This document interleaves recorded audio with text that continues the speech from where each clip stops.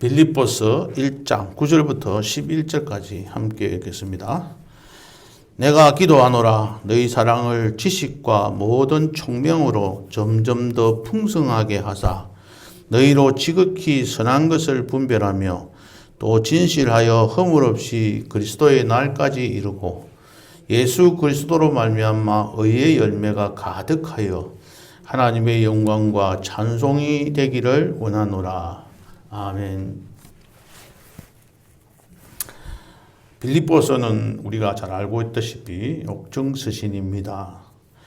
바울이 옥에서 빌립보 교회를 생각하면서 기록한 서신서입니다.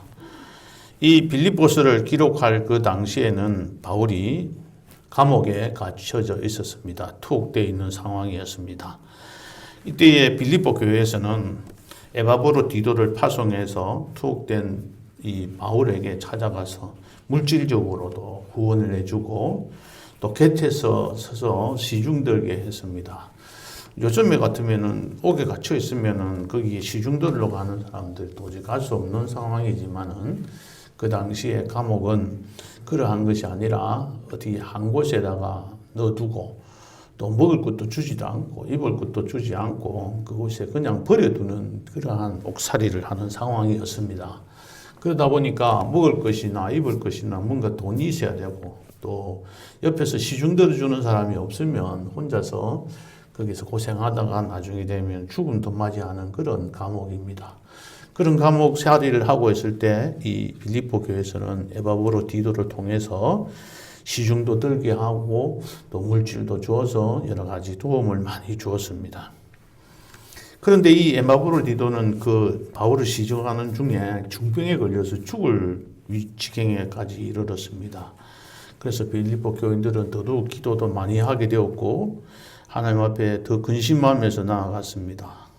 그때에 하나님께서 긍휼로 에바브로 디도를 하나님께서 살려주셨고 그래서 바울은 이 빌립보 교인들에게 이 에바브로 디도를 보내면서 위로의 편지를 또 감사의 편지를 한 것이 빌립보서입니다.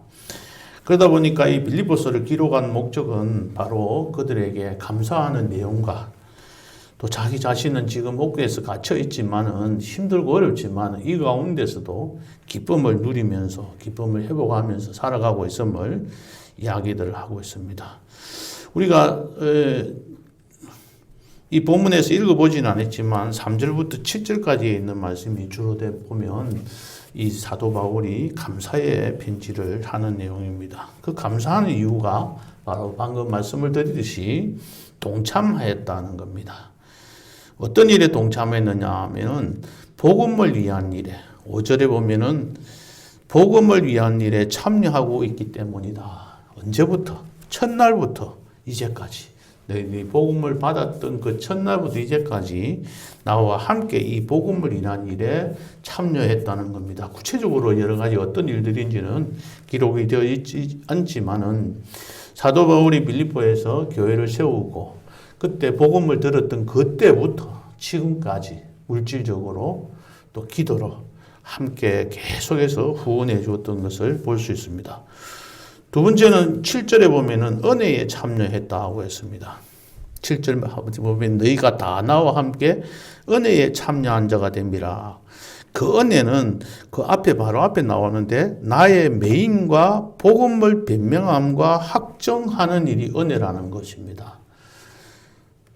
이 은혜라는 것을 우리가 생각하면 복되고 좋은 것, 기쁜 것 이렇게 생각할 수 있는데 그런 것이 아니라 이 옥에 매여 있는 것.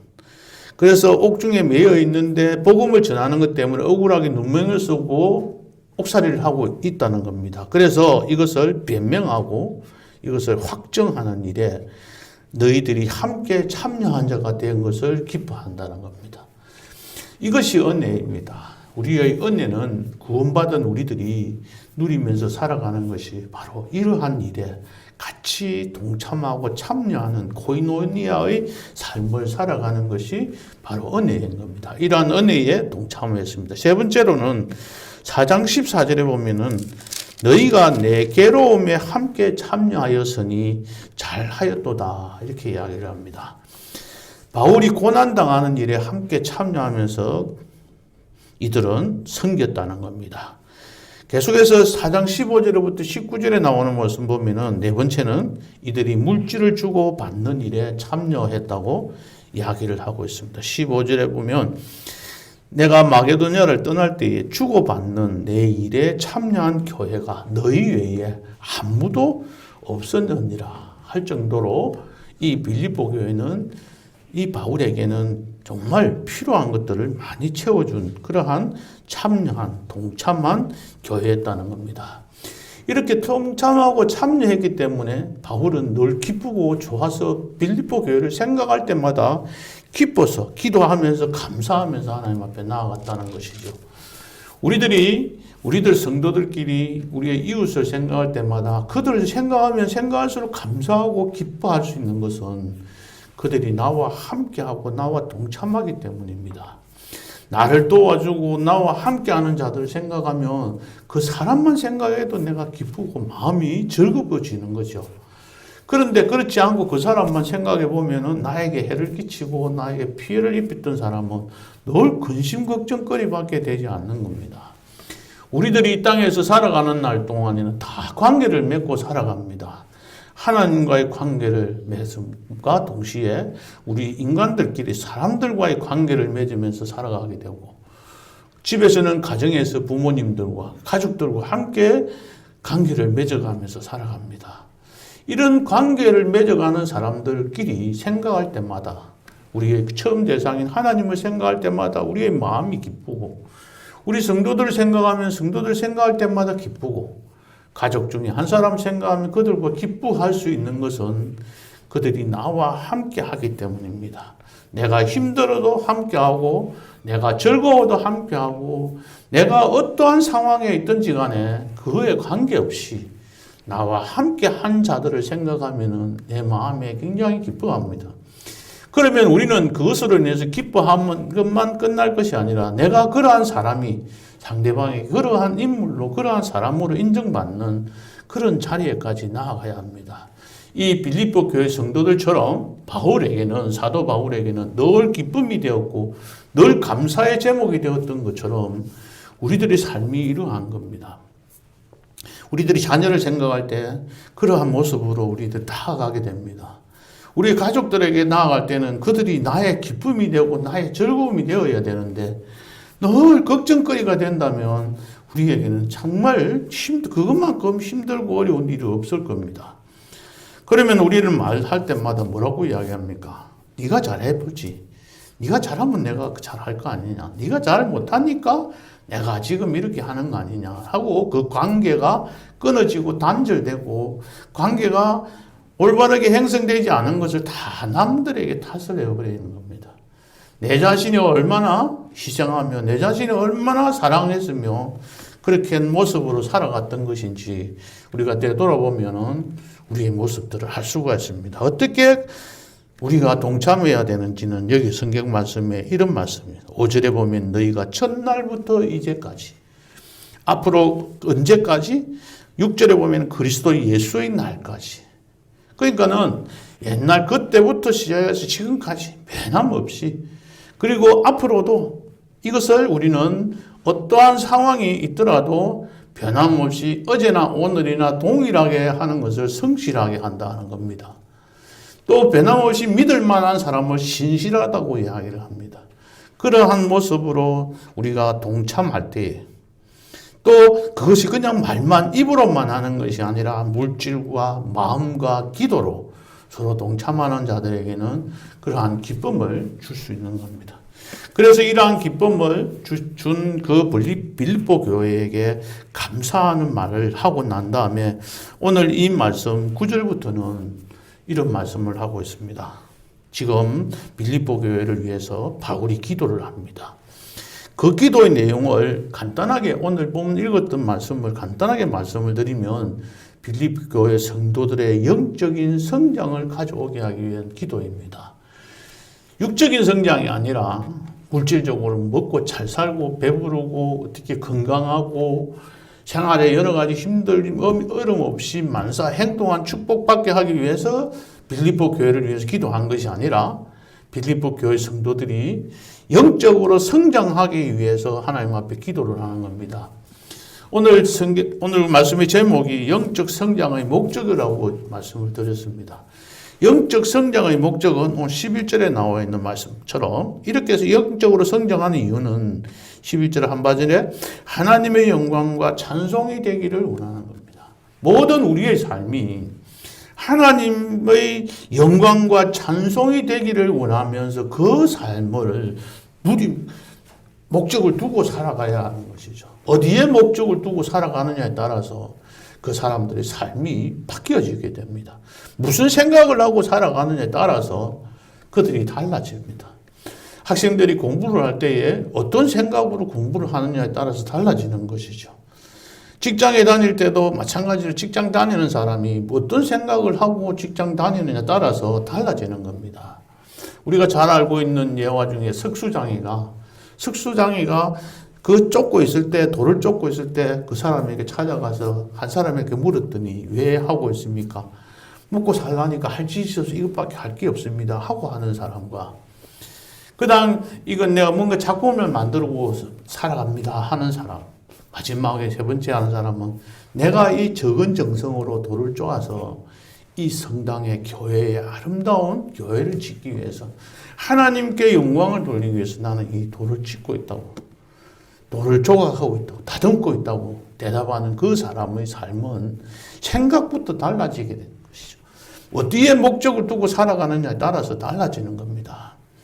우리가 교회 나와서 말씀을 듣고 기도하고 예배드리고 하는 모든 것들이 우리의 영적으로 성장하기 위해서 우리가 예배드리고 말씀드리고 말씀을 늘 묵상하고 또 기도하고 예배를 드리는 이 자리에 나온 겁니다. 우리들이 이 자리에 나온 목적이 이 시간에 기도하면서 나의 육신적인 어떤 문제 해결을 위해서 이 자리에 나왔다면 늘 괴롭습니다. 왜냐하면 기도하는 대로 하나님이 다 들어주시지 않거든요. 내가 원하는 대로 하나님께서 들어주시는 것이 아니라 하나님께서 원하시는 방향대로 하나님은 계획하고 추진하고 계시기 때문에 내가 원하고 내가 바라는 것이 하나님의 뜻과 일치할 때는 이루어지지만 그렇지 않을 때는 들어주지 않으니 늘 기도해도 별 재미도 없고 교회 나와도 뭔가 재미도 없고 그러니까 아이고 막 교회 나와본들 마냐. 그래서 어디에 우리가 재미를 붙이느냐, 어디에 우리가 목적을 두고 사느냐에 따라서 우리의 이 자리에 나오는 우리의 마음의 자세가 달라진다는 겁니다. 바로 하나님의 영광과 찬송이 되기 위해서 우리는 이 땅에서 살아가고 또 이 자리에서 하나님 앞에 예배드리며 살아가는 것입니다. 이런 영적인 성장을 위해서 사도 바울은 하나님 앞에 기도를 드렸습니다. 첫째, 무슨 기도를 드렸을까요? 9절을 함께 읽어보겠습니다. 내가 기도하노라 너희 사랑을 지식과 모든 총명으로 점점 더 풍성하게 하사. 기도했는데 이 기도가 직설법 현재 시제가 그렇습니다. 이 말은 한 번 기도하고 끝나는 것이 아니고 계속해서 기도한다는 겁니다. 언제까지? 그리스도의 날까지. 예수님 앞에 하나님께 나아갈 때까지 나는 너희들 빌립보 교회를 위해서 이렇게 기도하겠노라. 무엇을 기도하느냐 하면은 이 말은 크게 다르게 보지 말고 너희 사랑을 풍성하게 하사 그런 말입니다. 사랑에 풍성하기를 하나님 앞에 기도를 했다는 겁니다. 이 사랑이라는 것은 우리가 잘 알고 있다시피 아가페 사랑입니다. 이 사랑은 2장 12절에 보면 이런 말씀이 있습니다. 2장 1절에서 2절에 보면 그러므로 그리스도 안에 무슨 권면이나 사랑의 무슨 위로나 성령의 무슨 교제나 긍휼이나 자비가 있거든 마음을 같이 하여 같은 사랑을 가지고 서로 같이 함께 하는 것들도 같은 사랑을 가지고 해야 된다는 겁니다. 그냥 사랑한다, 난 너 좋아한다 이러면 큰 문제가 생기는 것이죠. 우리가 자녀를 사랑하지 않는 사람 아무도 없지 않습니까? 그런데 이 자녀를 사랑하는 방법이 각각 다릅니다. 모든 가정마다 다 다릅니다. 그런데 어떤 사람은 아닌데도 그것이 가장 귀하고 값지고 자기가 제일 잘한다고 생각하는 사람도 있고 어찌든지 자기는 좀 부족하니까 어떻게 하면 더 잘할 수 있을까 항상 고민하면서 연구하면서 자녀를 사랑하면서 자녀 교육을 하는 사람들이 있습니다. 어떻게 사랑하느냐는 아까도 우리 말씀드렸지만 어떤 목적으로 사랑하면서 교육하느냐도 달라지겠지만 또 어떤 방법으로 하느냐에 따라서 달라지는 것이죠. 그래서 이런 사랑을 하는데 어떻게 하라고 그랬습니까? 지식과 모든 총명으로 하라고 그랬어요. 지식과 모든 총명. 여기서 지식은 하나님을 아는 지식을 말합니다.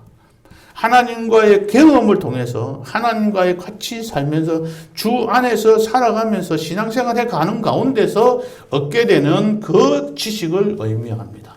그 하나님을 바르게 아는 사람은 하나님께서 어떻게 계획하고 하나님께서 어떻게 우리들에게 역사하고 계시는지 하나님의 뜻이 무엇인지를 제대로 알고 깨닫는 사람들은 그 지식이 충만해질수록 자녀에 대한 사랑과 우리 성도들끼리 서로 사랑하는 것과 이 모든 것들이 다 달라지게 된다는 것입니다. 그냥 사랑하는 것이 아니라 바로 지식을 갖고 사랑하라는 것이죠. 두 번째는 어떻게 지식하는 겁니까? 총명으로 해요. 총명. 여기서 총명이라고 표현해 놨는데 이것을 좀 말을 다르게 바꾸면 통찰력입니다. 이렇게 객도로 본다는 겁니다. 통찰은 깊이 있게 보는 것도 있지만 폭넓게 전체를 볼 줄 아는 겁니다. 우리가 항상 하는 이야기 중에 숲은 숲은 보지 못하고 나무만 본다고 이야기를 가끔 하지 않습니까? 숲을 전체를 이렇게 아울러서 보고 그 다음에 세부적으로도 볼 줄 아는 그 눈들을 가지는 것을 통찰력이라고 합니다. 그런 지식과 통찰력을 가지고 사랑을 더 풍성하게 하라는 겁니다. 사랑을 실천할 때에는 우리가 그리스도인으로서 영적으로 성장하기 위해서는 사랑을 실천하는데 제대로 알고 하라는 말입니다. 통찰력 있게. 어떻게 하는 것이 가장 효과적이고 어떻게 하는 것이 상대방을 유리하게 해줄 수 있는 것인지를 생각하면서 우리가 사랑을 해야 된다는 겁니다. 그런 사랑이 점점 더 풍성해지라는 거죠. 오늘만 사랑하고 끝나는 것이 아니라 오늘 사랑한 것보다도 내일 더 사랑하고 이것이 계속해서 날이 갈수록 세월이 오를수록 더욱더 사랑해야 된다는 겁니다. 그런데 우리들은 어떻습니까? 한번 사랑해보고 별 마음에 안 들면 아이고 다음부터는 절대 안 해. 이렇게 끊어버리는 겁니다. 그러니까 이건 처음부터 끝까지 지금까지가 아니고 처음부터가 아니라 아예 잠깐 한번 사랑해놓고 내가 그렇게 자기를 그렇게 사랑해 줬는데 자기가 나한테 돌아온 건 뭐 있느냐 이렇게 생각해 버리는 겁니다. 이것이 우리의 참된 사랑에 실천하지 못한 겁니다. 그래서 사랑을 우리가 실천하는데 점점 더 풍성하게 사랑해야 됩니다. 갈수록 지금까지 한 것보다도 더 깊이 있게 더 사랑해야 되는 겁니다. 교회를 사랑하는 우리의 마음이, 교회를 사랑하는 우리의 기도가 갈수록 점점 더 풍성해져야 된다는 겁니다. 지금까지 기도해 본들 아무도 호응이 없고 지금까지 기도 열심히 했는데 뭔가 변화도 없고 오히려 더 안 좋은 것 같고 아이고 그러니까 정말 실망하고 포기하고 넘어지는 것이 아니라 점점 더 교회를 사랑하는 그 마음이 더 풍성해져서 교회를 위해서 더 기도하고 나아가는 것이 바로 하나님 안에서 영적으로 우리가 성장하는 비결인 것입니다. 지금까지는 우리도 많이 노력하셨고 지금까지 교회를 위해서 헌신도 하셨고 봉사도 하셨습니다. 그런데 이 코로나라는 것 때문에 이게 자꾸 교회를 더 힘들게 만들어가 버립니다. 어느 교회나 할 것 없이 자꾸 이 성도들을 못 모이게 만들어 버립니다. 이게. 그러니까 어떻게 보면 아이고 뭐 안 모이니까 편해지기 시작을 했고 그 편함이 이제 게으름이 되어지고 이제 그만 하자 그러면 그만 귀찮아지 버리는 겁니다. 자 그러니까는 아침에서 예배드리면 TV 보면서 시청자로서 예배드릴 수도 있는데 굳이 교회 나가서 우리가 예배드려야 되느냐. 이런 생각부터 하고 편안하게 자꾸 우리의 생각이 바뀌어져 가버리게 되는 이러한 현실을 바라보면서 우리들이 더욱더 주님을 사랑하며 하나님의 교회를 더 사랑하며 이웃을 더 사랑하는 그 마음이 지금까지 한 것보다도 더 풍성해질 수 있도록 그렇게 하면서 주 안에서 성화되어져서 아름다운 삶을 영적으로 성장하는 여러 성도님들 되시기를 바랍니다. 두 번째 기도한 것은 10절입니다. 다 같이 함께 읽어보겠습니다. 너희로 지극히 선한 것을 분별하며 또 진실하여 허물 없이 그리스도의 날까지 이루고. 이 10절의 이 말씀은 지식과 총명으로 풍성해진 사랑이 풍성해질 때에 일어나는 일이기도 합니다. 그 결과로 일어나는 겁니다. 따르게 일어나는 것이 아니라 먼저 해야 할 일은 바로 사랑이 풍성해질 때 이런 일이 일어나는데, 어떤 일이 일어나냐면은 지극히 선한 것을 분별하며, 선한 것을 분별할 줄 아는 능력이 필요하다는 겁니다. 선한 것이라는 것은 무엇보다도 더 귀하다 이렇게 표현하는 겁니다. 무엇보다 더 귀하다. 학교에서 공부하는 것보다 더 귀한 것, 내가 직장에서 일하는 것보다 더 귀한 것, 내가 지금 하고 있는 것보다 더 귀하고 값진 것이 무엇인지를 분별할 줄 아는 능력을 말하는 겁니다.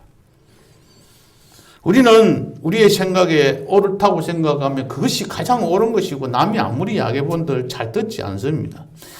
성경 말씀에 기록되어 있어도 내하고 조금 반하면 그만 듣지 않습니다. 내 생각대로 믿고 내 생각이 옳은 대로 신앙생활을 하게 되는 겁니다. 그런데 여기서 지극히 선한 것이라는 이 말은 그것보다 더 선한 것이 무엇인지를 찾아서 발굴해낼 줄 아는 능력, 분별할 줄 아는 능력을 말하는 겁니다. 이 세상에서 가장 옳은 것이 무엇이냐는 거죠. 그것은 바로 눈에 보이는 이 세상의 것이 아니라 눈에 보이지 않는 영원한 것, 그것이 귀하고 값지기에 나의 모든 그 보화를 사기 위해서 나의 모든 것을 팔아서 그 땅을 사러 가는 겁니다. 그것을 위해서 쫓아가게 되는 것이죠. 그러한 눈들을 가진 사람들을 분별력이 있는 사람이라고, 그런 사람들을 통찰한 역이 있는 사람이라고 하는 겁니다. 바로 악에서 선한 것을 가려내고 또 선 중에서도 더 중요한 것들을 구별해서 선택할 수 있는 그러한 능력을 갖춘 사람들이 바로 분별력을 가지고 있는 사람입니다. 오늘날 학교에서 학생들이 공부할 때 또 젊은이들이 교회 나와서 예배 드리면서 신앙생활 하는 것이 잘 안 되는 이유들이 중에 하나가 바로 교회에서 예배 드리는 그 시간이 낭비하는 시간이라고 생각하는 겁니다. 그 시간이 아깝다고 생각하는 겁니다. 그런데 예배를 드리는 사람이, 공부를 하는 사람이 일주일 내도 쉬지 않고 공부하면 공부에 효과가 없습니다. 효율이 안 오릅니다. 어떤 때는 쉴 때는 쉬고 운동할 때는 운동하고 이렇게 해야 되는 것이죠. 서울대학 가는 학생들 중에 여러 가지 특징들이 많이 있는데 그 사람들한테 이렇게 물어보면은 여러 가지 이유들 중에 하나가, 첫째는 운동을 하는데 아빠와 함께 운동을 많이 했다는 거야.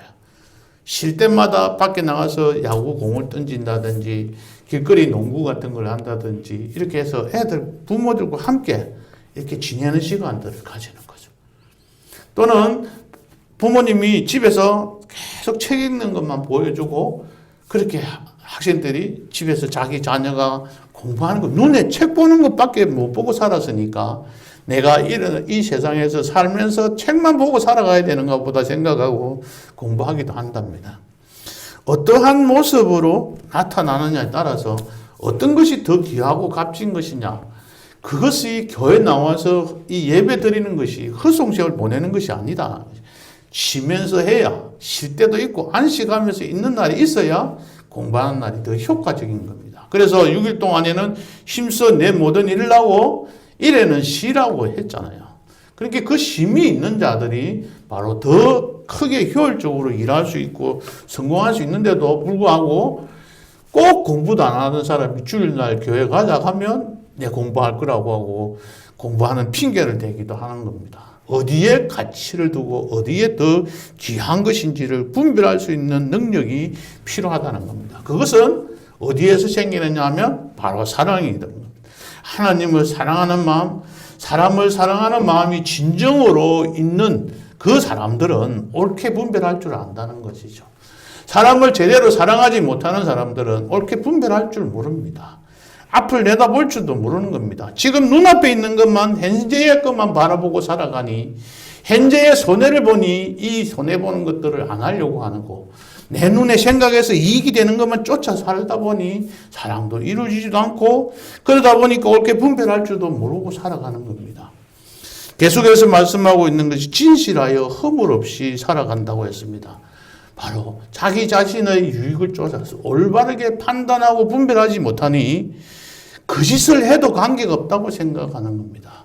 오늘날 우리나라가 굉장히 힘든 상황 중에 하나가 이 거짓이라는 겁니다. 거짓말하는 겁니다.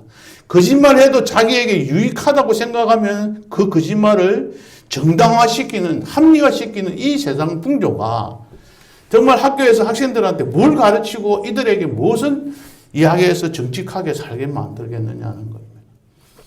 이 학생들이 뭘 보고 살아가겠냐고, 이 젊은이들이 거짓말을 잘하면은 자기의 유익을 쫓아가는 일하라고 살면서 본다면 어떻게 되어지겠습니까? 이 말씀 진실하여, 이 진실이라는 말은 햇볕에, 밝은 햇빛에 내비쳤을 때에 투명하게 드러나게 되는 것을 말합니다. 어두운 데서 살아가는 것이 아니라 밝은 햇빛이 나왔을 때, 밝게 보았을 때 전혀 거짓이 드러나지 않는 그 깨끗한 진실을 말합니다. 여기서 허물이 없다는 것도 걸어가다가 걸림돌이 있어서 넘어지지 않는 그 상황을 말합니다. 자기 자신이 어떤 잘못된 것이 있어서 살아가는 데 있어서 불편하게 하는 그 허물함이 없이 살아가게 된다는 것이죠. 이러한 모습으로 살아가는 자들이 바로 하나님 앞에 영광이 되며 그런 사람들의 삶이 주 안에서 복되고 영적으로 성장한 사람의 삶으로 살아갈 수 있는 겁니다. 셋째로는 11절에 있는 말씀입니다. 함께 읽어보겠습니다. 예수 그리스도로 말미암아 의의 열매가 가득하여 하나님의 영광과 찬송이 되기를 원하노라. 의의 열매가 가득하기를 기도합니다. 그 열매는 어디에서 이루어지느냐 하면 예수 그리스도로 말미암아 맺혀지는 열매입니다. 예수 그리스도와 함께 하면서 얻을 수 있는 열매는 기쁨이고 즐거움이고 눈에 볼 때 좋은 것, 내가 생각할 때 좋은 것이 아닙니다. 예수 그리스도와 함께 하면 고난입니다. 예수 그리스도가 걸어간 길은 십자가의 길입니다. 그 십자가의 길을 나는 동참하고 나도 함께 가겠노라고 다짐하고 작정하고 하나님 앞에서 세례받고 성도로서 지금 살아가고 있는 겁니다. 교회에서 여러분들이 중직자로서 세움을 받았습니다. 여기 계신 분들 다 교회에서 직분을 받은 분들입니다. 그 직분을 받은 것은 영광을 얻기 위한 것이 아니라 십자가의 고난에 함께 동참하기 위해서 우리들은 이러한 직을 우리가 받아서 하나님 앞에서 임직받아서 교회를 위해서 헌신하고 봉사하고 있는 겁니다. 교회를 위해서 눈물 흘리며 애통해하면서 기도하고 나아가야 합니다. 예수님과 함께 얻는 그 의의 열매는 고난의 열매입니다. 그 가운데서 얻게 되는 사랑과 희락과 화평과 자비와 양성과 온유와 절제, 이 모든 것들을 하나님께서 이루어질 그 가운데서 하나님께서 얻게 되는 것이죠. 그때에 우리의 마음속에서 얻게 되는 참된 기쁨과 그 사랑으로 인해서 이루어지는 그 삶을 하나님께서 원하고 계시는 겁니다. 그 어려움과 고난과 힘들게 봉사하는 가운데, 헌신하는 가운데, 오늘 8절에 보면 예수 그리스도의 심장이라는 말씀이 있습니다. 예수 그리스도의 심장이라는 것은 예수님이 우리를 위해서 사랑하셨지만 그 희생하면서 피 흘리면서 죽기까지 사랑하신 그 사랑을 말합니다. 그 심장으로 하나님 앞에 나와 교회를 위해서 기도하고 이 나라에 우리의 이 말씀이 선교하는 일에, 전해지는 일에, 복음 전하는 일에, 5절에 나와 있는 말씀처럼 복음을 위한 일에 동참하고 참여하는 자에게 맺혀지는 의의 열매입니다. 그냥 살아가면서 남에게 도움을 주고 남에게 칭찬 듣는 그런 의의 열매를 말하는 것이 아닙니다. 이런 열매가 맺혀질 때에 하나님의 영광과 찬송이 되어지는 것이죠. 이런 삶을 살아가는 자에게 하나님께서 열매를 맺게 해주시는 겁니다. 단순히 내가 이웃 사람들에게 친절을 베풀고 또 힘들고 어려운 사람들 구제해주고 도와주는 것들도 우리가 필요한 일들입니다. 그리스도인으로서 해야 될 일들입니다. 그러나 하나님께서 요구하시는 것은 예수 그리스도 안에서 얻는 그 의의 열매는 바로 고난 가운데서 얻는 열매임을 우리가 깨닫고 교회 안에서 다 직분받은 자로서 교회를 위해서 충성하고 헌신해야 합니다. 제가 어디를 가나 항상 하던 이야기 중에 하나가 교회에서 떠나려고 하면 임직 받지 말라고 합니다. 교회에서 주었던 임직을 받은 사람이 왜 교회를 떠납니까?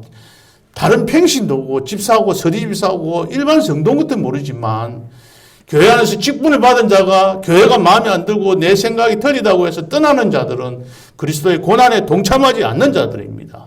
그런 사람은 아예 임직을 받지 않아야 합니다.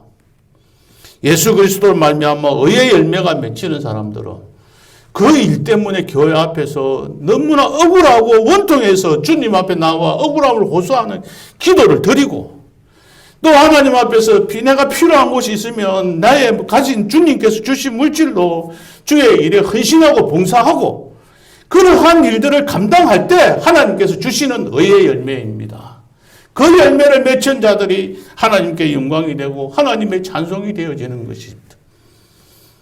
오늘 바울은 빌립보 교회가 그렇게 고맙기도 고맙지만은 늘 뭐라고 이야기하냐면 점점 더 풍성하라는 말은 지금까지 너희들이 사랑하기도 했지만 나에게 사랑을 베풀어 줬지만은 지금보다도 더더욱 점점 더 풍성해져야 된다.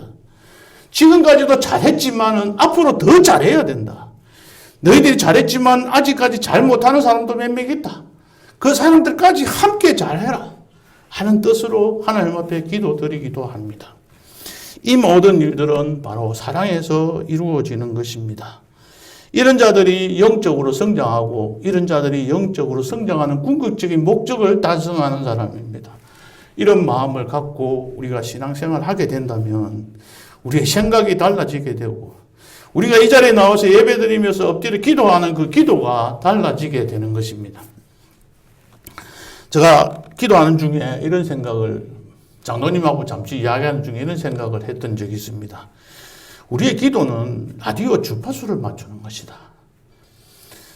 우리가 옛날에 라디오를 들으면 92.7, 93.3을 맞추면 극동방송 93.3을 맞추면 정확하게 93.3을 맞춰야 소리를 들을 수 있습니다.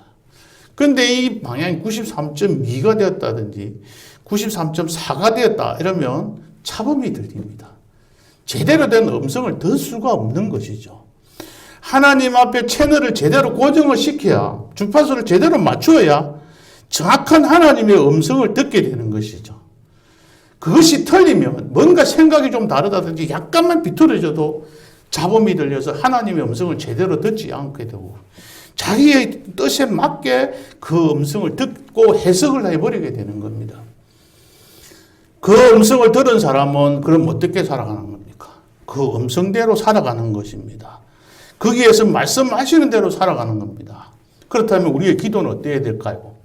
내가 원하는 것을 하나님 앞에 알려드리는 것이 아니라 하나님은 벌써 내가 원하는 거 다 알고 계시잖아요.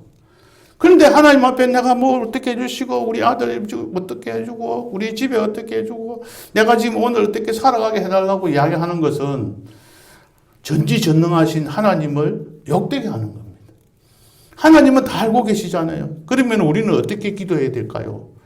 하나님께서 지금 우리에게 원하시는 것이 무엇인지 하나님의 뜻이 무엇인지 하나님의 계획하시는 것이 무엇인지를 깨닫게 해달라고 그 음성을 그 방송을 듣게 해달라고 그래서 그 말씀대로 순종하면서 살아가겠노라고 기도하면서 우리는 깨닫지 못하니까 말씀을 아무리 읽어도 무슨 말인지 제대로 이해를 못하니까 하나님 앞에 기도하는 가운데 말씀을 읽고 기도하는 가운데 하나님께서 깨닫게 해주시고 그 말씀대로 순종하면서 나아가겠습니다.